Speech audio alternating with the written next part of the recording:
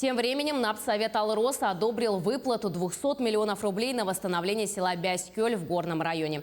Средства будут направлены на восстановление жилых домов и объектов хозяйственной инфраструктуры, сгоревших во время лесных пожаров. Финансирование будет направлено через Республиканский целевой фонд будущих поколений дополнительно к ежегодному взносу Алроса.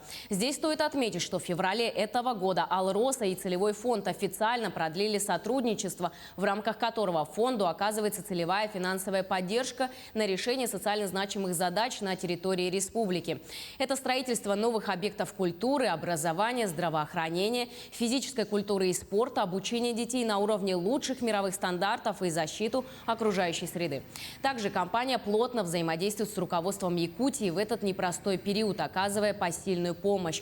Так, переданные средства позволяют людям как можно скорее вернуться к нормальной жизни и поддержат их в тяжелой ситуации, уверены в руководстве алмазной компании. В свою очередь, жители пострадавших сел выражают свою признательность. Услышали эту новость и очень обрадовались, что уже быстро так выделяют деньги.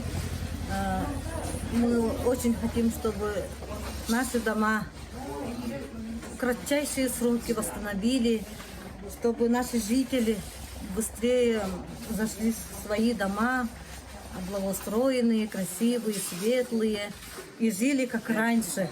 Мы очень счастливо жили. У нас все у нас было. И хотим, чтобы наша жизнь